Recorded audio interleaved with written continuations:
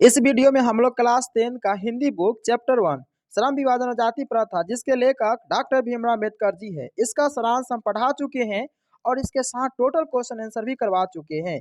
आज का वीडियो में इसका ऑब्जेक्टिव कराएंगे जो आपके एग्जाम 2024 के लिए अति महत्वपूर्ण होगा। अगर दोस्तों हमारे चैनल पर नए हैं तो चैनल को सब्सक्राइब कर लीजिएगा और नोटिफिकेशन को ऑल कर लीजिएगा ताकि आने वाला प्रत्येक वीडियो आपको पता चलता रहे। और मैं एक बार जरूर कहता हूँ अगर यह वीडियो अच्छा लगे तो अंत में दोस्तों के साथ जरूर शेयर कीजिएगा। तो आइए हम शुरू करते हैं VVI ऑब्जेक्टिव जो पार्ट 1 चैप्टर का है। ठीक है, देखते पहला क्वेश्चन क्या कहता है कि श्रम विभाजन और जाति प्रथा के लेखक कौन है। तो ये श्रम विभाजन चैप्टर का नाम ही है, जाति प्रथा है, इसके लेखक कौन है तो याद रखिएगा बच्चे, वो है बाबा साहेब भीमराव अम्बेडकर जी। क्या है तो बाबा साहेब भीमराव अम्बेडकर जी, यानी कि ए का करेक्ट आंसर क्या हो जाएंगे बच्चे, तो बी हो जाएंगे। ठीक है, याद रखिएगा। अगला क्वेश्चन देखते हैं, क्वेश्चन नंबर 2 में क्या कहता है कि डॉक्टर भीमराव अम्बेडकर के पिता का नाम क्या है। ये जो डॉक्टर भीमराव अम्बेडकर जी जो लेखक है, इनके पिता का क्या नाम थे तो याद रखिएगा रामजी सकपाल थे, है ना। याद रखिएगा बच्चे क्या थे तो रामजी सकपाल थे। तो 2 का करेक्ट आंसर हो जाएंगे वो हो जाएंगे बी, याद रखिएगा रामजी सकपाल जी। आगे देखते हैं अगला क्वेश्चन 3 में क्या कहता है, ध्यान से देखिएगा कि आधुनिक सभ्य समाज कार्य कुशलता के लिए किसे आवश्यक माने हैं। डॉक्टर भीमराव अम्बेडकर जी है वो आधुनिक सभ्य समाज कार्य कुशलता के लिए किसे सभ्य माने हैं। तो याद रखिए बच्चे, वह जो माने हैं वह श्रम विभाजन को माने हैं। किसको माने हैं तो श्रम विभाजन को माने हैं। तो 3 का करेक्ट आंसर हो जाएगा वह हो जाएगा ए हो जाएगा। आगे देखते हैं ध्यान से क्वेश्चन नंबर 4 में क्या कहते हैं बच्चे, ध्यान से देखिएगा कि जाति प्रथा भारत में बेरोजगारी का एक डैश डैश कारण बनी हुई है। यहाँ पर जाति प्रथा जो है वो भारत में एक बेरोजगारी का क्या कारण बनी हुई है। प्रत्यक्ष, प्रमुख ए और बी दोनों, इनमें से कोई नहीं। तो 4 का इसका करेक्ट आंसर बच्चे याद रखिएगा वो हो जाएंगे सी, यानी कि प्रत्यक्ष भी होंगे और प्रमुख भी होंगे। तो 4 का करेक्ट आंसर क्या होंगे तो याद रखिएगा 4 का करेक्ट आंसर सी हो जाएंगे। आगे देखिए ध्यान से क्वेश्चन नंबर 5 में क्या कहता है कि मूक नायक क्या है। मूक नायक, है ना, यह सब क्वेश्चन पूछा जाता है आपके एग्जाम में और यह सब VVI क्वेश्चन है बच्चे, याद रखिएगा। ठीक है, मूक नायक क्या है, यानी कि याद रखिएगा मूक नायक जो है बच्चे वह एक पत्रिका है। क्या है बच्चे, याद रखिएगा तो वह एक पत्रिका है, यानी कि 5 का करेक्ट आंसर क्या हो जाएंगे तो वो हो जाएंगे बी हो जाएंगे। आगे देखिए ध्यान से अगला क्वेश्चन क्या कहता है, 6 में क्या कहता है कि डॉक्टर भीमराव अम्बेडकर की मृत्यु कब और कहाँ हुई है। यानी कि ये भी क्वेश्चन आपके लिए क्या है तो VVI है बच्चे, याद रखिएगा। यानी कि डॉक्टर भीमराव अम्बेडकर की मृत्यु कब और कहाँ हुई है। तो याद रखिएगा बच्चे, डॉक्टर भीमराव अम्बेडकर की मृत्यु जो है वह 1956 में, और कहाँ हुआ था याद रखिएगा तो ये हुआ था दिल्ली में। कहाँ हुआ था, दिल्ली में इनकी मृत्यु हो गई थी। ठीक है, तो इसका करेक्ट आंसर होगा 6 का ए हो जाएंगे। आगे देखिए ध्यान से अगला क्वेश्चन नंबर 7 क्या कहता है कि डॉक्टर भीमराव अम्बेडकर का जन्म कब हुआ। ये डॉक्टर भीमराव अम्बेडकर जी है, इनका जन्म कब हुआ था तो याद रखिएगा इनका जन्म जो है वह 14 अप्रैल 1800 है ना 91 में, याद रखिएगा 14 अप्रैल 1891 में हुआ है। तो इसका करेक्ट आंसर जो होगा वह हो जाएगा क्या तो याद रखिए बच्चे 7 का करेक्ट आंसर हो जाएंगे डी हो जाएंगे। ठीक है, आप लोग याद रखिएगा ये सब VVI क्वेश्चन सब है। ठीक है, ये बार बार पूछा जाता है, डॉक्टर भीमराव अम्बेडकर का जन्म कब हुआ, मृत्यु कब हुआ, है ना। तो इन सारे चीजों को आप लोग क्या कीजिएगा तो याद करके चलेगा तो अच्छा रहेगा। तो कब हुआ था जन्म तो 14 अप्रैल 1891 ईस्वी में डॉक्टर भीमराव अम्बेडकर जी का जन्म हुआ था। ठीक है, आगे देखते हैं ध्यान से अगला क्वेश्चन कहता है 8 नंबर क्वेश्चन क्या कहता है कि अम्बेडकर की दृष्टि में, जो अम्बेडकर है डॉक्टर भीमराव अम्बेडकर जी है, उनकी दृष्टि में भाईचारे का वास्तविक रूप कैसा होता है। यानी कि लेखक जो है वह भाईचारे का वास्तविक रूप क्या बताए हैं। तो लेखक जो है भाईचारे का वास्तविक रूप बताया है वह दूध और पानी के मिश्रण की तरह बताए हैं। क्या बताए हैं, दूध और पानी के मिश्रण की तरह बताए हैं। तो 8 का करेक्ट आंसर क्या होंगे बच्चे, याद रखिएगा वो हो जाएंगे बी। क्या हो जाएंगे तो बी हो जाएंगे। ये भी क्वेश्चन कई बार आपके एग्जाम में पूछा गया है, ध्यान से देखिएगा।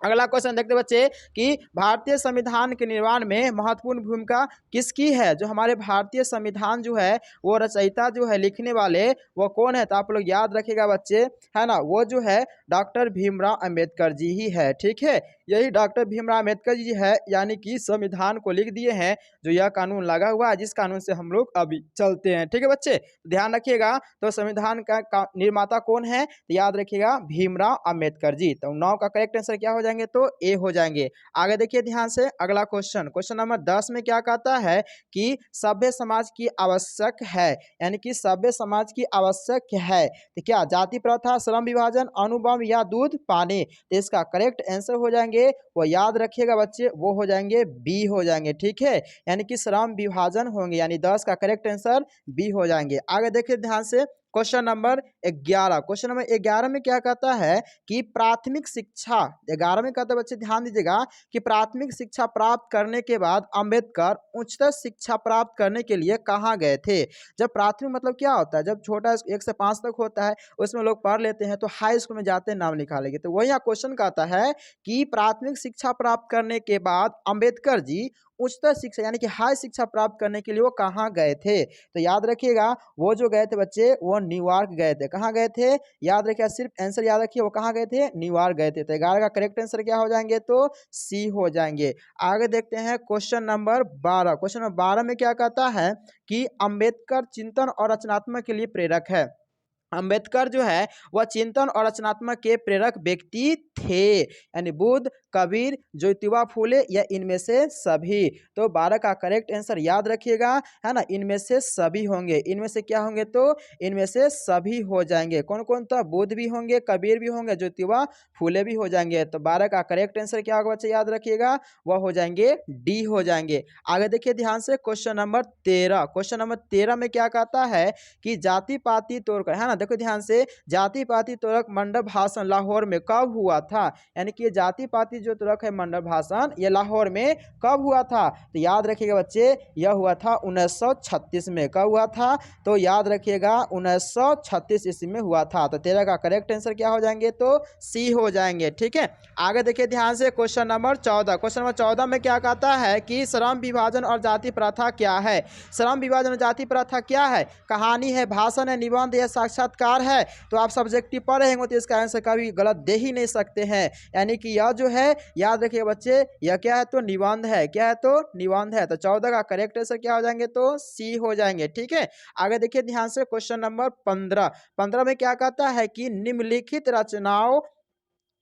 रचनाओं में से कौन सी रचना डॉक्टर भीमराव अंबेडकर जी की है। यानी कि यहाँ पर 4 ऑप्शन दिया गया है, चारों में से बताना है कि कौन सा यहाँ पर बुक है, जो कौन सी रचना है जो डॉक्टर भीमराव अंबेडकर द्वारा लिखित है। तो याद रखिएगा पहला ऑप्शन क्या कहता है द कास्ट इन इंडिया। तो याद रखिएगा है ना, द कास्ट इन इंडिया जो ये भी उनके द्वारा लिखा गया है। द है ना अनटचेबल्स हु आर दे ये भी उनके द्वारा लिखा गया है। हु आर शुद्राज ये भी उनके द्वारा लिखा गया है। इनमें से सभी, तो याद रखिएगा करेक्ट आंसर होगा इनमें से सभी। यानी कि यहाँ पर जितना भी बुक दिया गया है यह किसके द्वारा रचित किया गया है तो डॉक्टर भीमराव अंबेडकर के द्वारा किया गया है।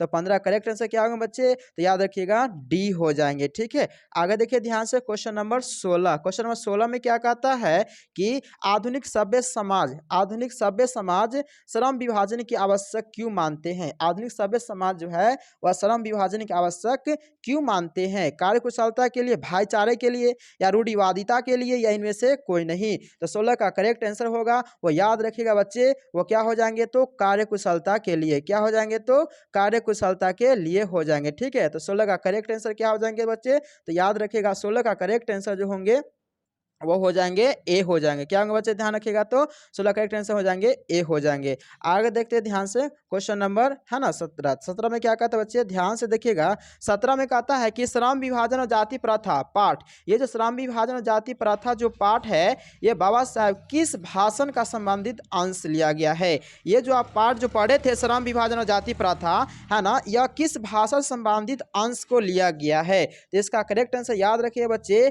यह लिया गया था है ना एनिहिलेशन से लिया गया था। कहाँ से लिया गया था बच्चे तो कहाँ एनिहिलेशन यहाँ पर दिख रहा है आपको। ठीक है, यानी कि इसका आंसर क्या हो जाएंगे तो हो जाएंगे सी, यानी कि है ना एनिहिलेशन ऑफ कास्ट से क्या किया था लिया गया था। 17 करेक्ट आंसर क्या हो जाएंगे तो ये हो जाएंगे बच्चे सी हो जाएंगे। आगे देखिए ध्यान से क्वेश्चन नंबर 18, क्वेश्चन नंबर 18 में क्या कहता है कि डॉक्टर अम्बेडकर यानी कि अम्बेडकर के भाषण, जो अम्बेडकर के भाषण है वो एनिहिलेशन ऑफ कास्ट को किसने हिंदी में रूपांतरित किया था, है ना। तो बताइए ध्यान से बच्चे किसने किया था तो 18 करेक्ट आंसर होगा वो याद करिएगा बच्चे, ललाई सिंह यादव ने किए थे। ठीक है, कौन किए थे? तो बच्चे ललाई सिंह यादव ने किए थे। तो 18 का करेक्ट आंसर क्या हो जाएंगे? तो ए हो जाएंगे। ठीक है, आगे देखिए ध्यान से क्वेश्चन नंबर 19। क्वेश्चन नंबर 19 में क्या कहता है, यानी कि अम्बेडकर का जन्म किस परिवार में हुआ था? डॉक्टर भीमराव अम्बेडकर जी है, उनके जन्म जो बताइए बच्चे वह किस परिवार में हुआ था? तो याद रखिएगा, ब्राह्मण में, क्षत्रिय में, दलित में या काश्य में? तो इसका करेक्ट आंसर होगा बच्चे, याद रखिएगा, वह हुए थे दलित में। किस में हुए थे? तो दलित में हुए थे, जिसके कारण लोग इनसे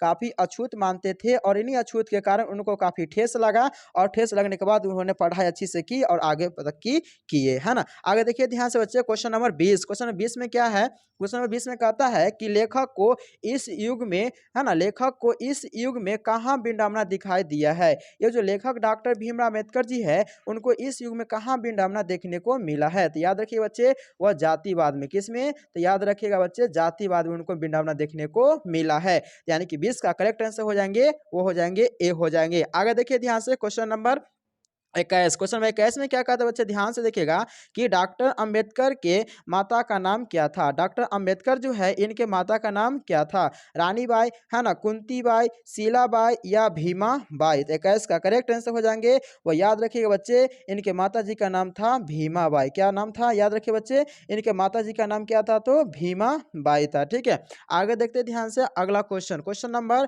है ना, 22 में क्या कहता है? ध्यान से देखिएगा कि डॉक्टर अंबेडकर ने, है ना, डॉक्टर अंबेडकर जो है वह पीएचडी, है ना, पीएच और डी, है ना, ये पीएचडी किस उपाधि में का मतलब पीएचडी उपाधि कब धारण किए थे? ठीक है, तो इसका करेक्ट आंसर याद रखिएगा बच्चे, वो 22 का जो करेक्ट आंसर होंगे, उपाधि कब प्राप्त किए थे? तो 1916 में। कब किए थे? तो याद रखिए बच्चे, 1916 में, है ना। तो 22 का करेक्ट आंसर क्या हो जाएंगे? तो करेक्ट आंसर सी हो जाएंगे। आगे देखिए ध्यान से बच्चे, क्वेश्चन नंबर 23। क्वेश्चन नंबर 23 में क्या कहता है, वो ध्यान से देखिएगा। आपका एक एक क्वेश्चन यहाँ पर बहुत ही इंपॉर्टेंट बता रहा हूँ। लेखक की दृष्टि में विडंबना की बात है, लेखक की दृष्टि में विडंबना की बात क्या है? तो इसका करेक्ट आंसर याद रखिएगा बच्चे, वो हो जाएंगे जातिवाद। क्या हो जाएंगे बच्चे? याद रखिएगा, जातिवाद के पोषक की कमी नहीं है, इसका करेक्ट आंसर यही हो जाएंगे। ठीक है, तो 23 का करेक्ट आंसर क्या होगा बच्चे? याद रखिएगा, तो ए होंगे, है ना। लेखक की दृष्टि में यही एक विडंबना है कि जातिवाद के पोषक की इस युग में भी कमी नहीं है। लोग अभी भी जातिवाद के रूप में क्या करते हैं? बंटवारा करते रहते हैं। आगे देखिए ध्यान से क्वेश्चन नंबर 24। क्वेश्चन नंबर 24 में क्या कहता है कि लेखक की दृष्टि में आदर्श समाज, लेखक की दृष्टि में आदर्श समाज कैसा होना चाहिए? तो लेखक की दृष्टि में आदर्श समाज जो है जिसमें स्वतंत्रता, समानता, भ्रातृत्व भाव का भाव हो, ये इसका करेक्ट आंसर यही होंगे। जिसमें स्वतंत्र हो, सो लोग अपने अपनी इच्छा अनुसार जी सके, इसमें भाईचारा बना हो, ऐसा भाव होना चाहिए, है ना। यही एक आदर्श समाज होना चाहिए। किसके अनुसार? लेखक डॉक्टर भीमराव अम्बेडकर जी के अनुसार। तो 24 का करेक्ट आंसर क्या हो जाएगा बच्चे? तो ए हो जाएंगे। आगे देखिए ध्यान से क्वेश्चन नंबर 25। क्वेश्चन नंबर 25 में क्या कहता है बच्चे? ध्यान दीजिएगा, क्वेश्चन नंबर 25 में कहता है कि लेखक एक प्रमुख और प्रत्यक्ष, ध्यान दीजिएगा, लेखक बेरोजगारी का प्रमुख और प्रत्यक्ष कारण किसे मानते हैं? यानी लेखक जो है यह बेरोजगारी का प्रमुख और प्रत्यक्ष कारण किसे मानते हैं? तो याद रखिएगा, यह जो है ना, कारण जो मानते हैं वो जाति प्रथा को ही मानते हैं। किसको मानते हैं? तो याद रखिएगा बच्चे, जाति प्रथा को ही मानते हैं, क्योंकि जाति के अनुसार ही लोग भेदभाव करते हैं और अपने को ऊंच नीच दिखाते रहते हैं। तो 25 का करेक्ट आंसर हो जाएंगे बच्चे, याद रखिएगा, वो हो जाएंगे सी हो जाएंगे। आगे देखिए ध्यान से क्वेश्चन नंबर 26, है ना। क्वेश्चन नंबर 26 में क्या कहता है कि the caste in India their mechanism किनकी रचना है? याद रखिए बच्चे, यह जो है किनकी रचना है? तो याद रखिएगा, यह जो रचना है वो डॉक्टर भीमराव अंबेडकर जी की रचना है। जो हम यही चैप्टर को तो अभी इसका कर ही रहे हैं, तो याद रखिएगा इसका करेक्ट आंसर होंगे वो हो जाएंगे ए हो जाएंगे। आगे देखिए ध्यान से क्वेश्चन नंबर 27। क्वेश्चन नंबर 27 में क्या कहता है बच्चे? ध्यान दीजिएगा कि आर्थिक पहलू से भी जाति प्रथा डैश डैश है। आर्थिक पहलू से भी जाति प्रथा क्या है? तो डैश डैश है। क्या है? लाभदायक है, हानिकारक है, अनुकूल है, इनमें से सभी है। तो 27 का करेक्ट आंसर हो जाएंगे वो बच्चे, याद रखिएगा, हानिकारक है। क्या है? तो बच्चे याद रखिएगा, वह हानिकारक है। तो 27 का करेक्ट आंसर क्या हो जाएंगे? तो बी हो जाएंगे। आगे देखिए ध्यान से क्वेश्चन नंबर 28 क्वेश्चन नंबर 28 में क्या कहता है, ध्यान से देखिएगा कि डॉक्टर भीमराव अंबेडकर का जन्म कहाँ हुआ था। एंड इनका जन्म जो है वह कहाँ हुए थे, मध्य प्रदेश, गोरखपुर उत्तर प्रदेश, डुमरा बिहार या दानकुनी पश्चिम बंगाल में हुए थे। तो इसका करेक्ट आंसर याद रखिएगा बच्चे, वो हो जाएंगे मध्य प्रदेश। क्या हो जाएंगे, तो मध्य प्रदेश हो जाएंगे। यानी 28 का करेक्ट आंसर क्या हो जाएंगे, तो ए हो जाएंगे। आगे देखिए ध्यान से क्वेश्चन नंबर 29। क्वेश्चन नंबर 29 में क्या कहता है, ध्यान से देखिएगा, डॉक्टर अम्बेडकर जो लेखक साहब ने किस पत्रिका का संपादन किया है। तो याद रखिएगा यह जो है, यह याद रखिए बहिष्कृत भारत, याद रखिएगा ये कौन सा, तो बहिष्कृत भारत का क्या किए थे, संपादन किए थे। तो 29 का करेक्ट आंसर क्या हो जाएंगे, तो सी हो जाएंगे। आगे देखिए ध्यान से क्वेश्चन नंबर 30 जो यहाँ पर लास्ट क्वेश्चन है, और आपको 29 क्वेश्चन यहाँ पर 30 क्वेश्चन यहाँ पर हो रहा है टोटल, ठीक है। भारतीय संविधान का निर्माता के रूप में हम किन्हें जानते हैं, तो याद रखिएगा वो जो हम जानते हैं वो भीमराव अंबेडकर जी को क्या करते हैं, हम लोग जानते हैं, ठीक है। डॉक्टर भीमराव अंबेडकर जी को हम लोग जानते हैं। 30 का करेक्ट आंसर क्या हो जाएंगे, तो बी हो जाएंगे। दोस्तों अगर यह वीडियो आपको अच्छा लगे, अगर मेरा मेहनत इतना बेकार ना जाए, तो आप दोस्तों के साथ शेयर कीजिएगा, और शेयर करके है ना, और ज़्यादा से ज़्यादा प्रयास कीजिएगा कि मतलब क्या हो, दोस्तों के साथ शेयर हो। जय हिंद दोस्तों, तब तक के लिए इतना ही।